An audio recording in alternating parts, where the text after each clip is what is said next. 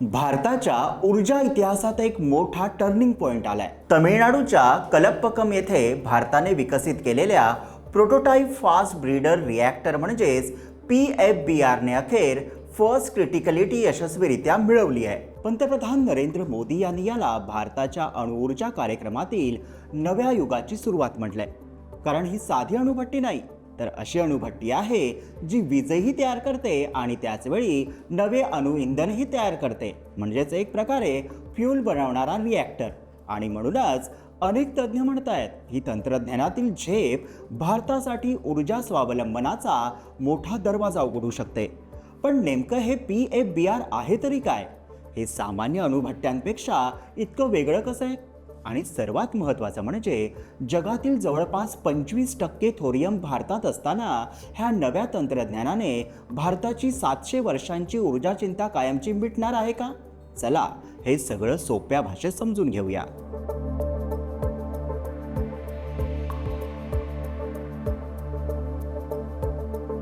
PFBR म्हणजे prototype fast breeder reactor. ही एक विशेष प्रकारची अणुभट्टी आहे, साधारण अणुभट्ट्यांपेक्षा थोडी वेगळी आणि अनेक अर्थाने जास्त प्रगत। सामान्य अणुभट्टी कशी काम करते?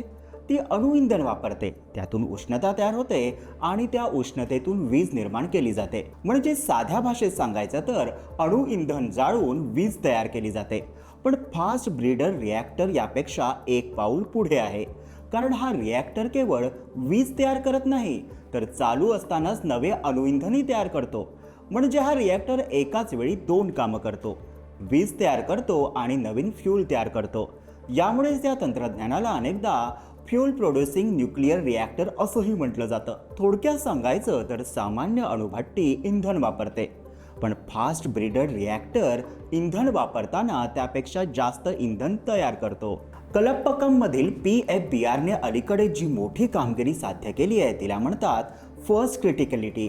अणुऊर्जा क्षेत्रात हा खूप महत्त्वाचा टप्पा मानला जातो, कारण याच क्षणी रिॲक्टरमध्ये नियंत्रित न्यूक्लिअर फिशन चेन रिॲक्शन म्हणजेच अणुविखंडनाची साखळी प्रक्रिया यशस्वीरित्या सुरू होते। सोप्या भाषेत सांगायचं तर रिॲक्टर आतापर्यंत केवळ बांधकाम आणि चाचण्यांच्या टप्प्यात होता, पण फर्स्ट क्रिटिकलिटी म्हणजेच रिॲक्टरने पहिल्यांदा स्वतःची स्थिर अणुप्रक्रिया सुरू केली आहे आणि याच क्षणापासून तो खऱ्या अर्थाने ऊर्जा निर्माण करण्यासाठी तयार झालाय। म्हणजेच हा टप्पा म्हणजे कन्स्ट्रक्शन स्टेजमधून ऑपरेशन स्टेजमध्ये झालेला प्रवेश। आता प्रश्न असा आहे की PFBR अणुभट्टी नेमकी कशी काम करते? सामान्य अणुभट्ट्यांमध्ये प्रामुख्याने युरेनियम 235 हे इंधन वापरलं जातं। या इंधनाच्या अणुविखंडनातून उष्णता तयार होते आणि त्या उष्णतेतून वीज निर्मिती केली जाते। पण PFBR मध्ये वापरलं जातं वेगळ्या प्रकारचं इंधन, ज्याला म्हणतात MOX fuel, mix oxide fuel. या फ्यूलमध्ये युरेनियम आणि प्लुटोनियम यांचं मिश्रण असतं। या रिॲक्टरच्या कोरभोवती युरेनियम 238 चा एक विशेष थर ठेवला असतो। जेव्हा रिॲक्टर चालू होतं तेव्हा त्यातून निर्माण होणारं फास्ट न्यूट्रॉन या युरेनियम 238 वर आदळतं। या प्रक्रियेत युरेनियम 238 चं रूपांतर प्लुटोनियम 239 मध्ये होतं आणि हेच प्लुटोनियम 239 पुढे नवीन अणुइंधन म्हणून वापरता येतं। म्हणजे साध्या भाषेत सांगायचं तर हा रिॲक्टर वीज तयार करताना नवीन फ्यूल तयार करतो आणि म्हणूनच फास्ट ब्रीडर रिॲक्टर हे तंत्रज्ञान खास मानलं जातं, कारण तो जितके इंधन वापरतो त्यापेक्षा जास्त इंधन तयार करण्याची क्षमता त्याच्यात असते। PFBRचं महत्त्व समजून घ्यायचं असेल तर भारताची दीर्घकालीन अणुऊर्जा रणनीती समजून घ्यावी लागते।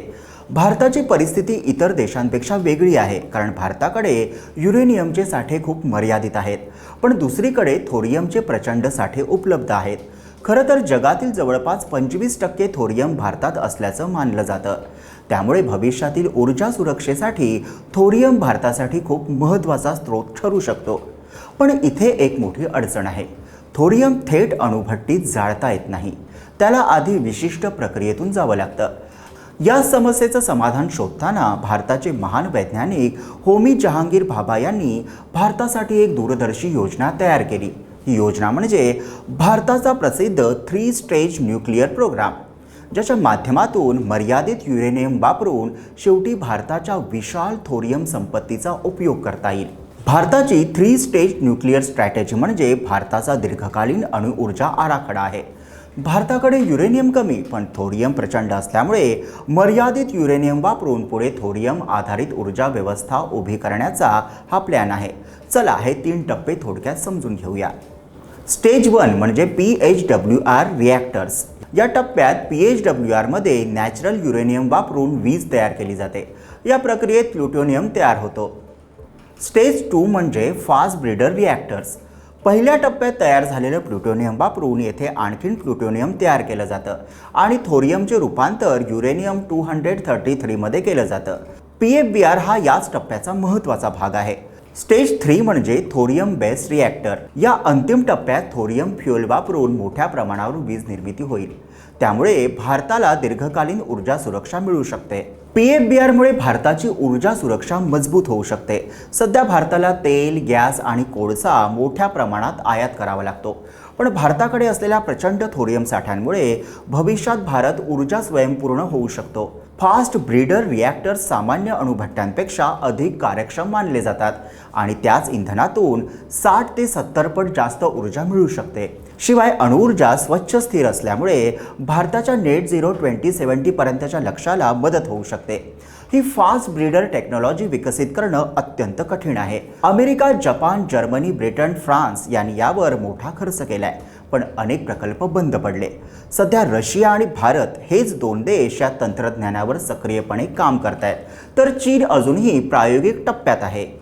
कारण भारताची ऊर्जा परिस्थिती वेगळी आहे.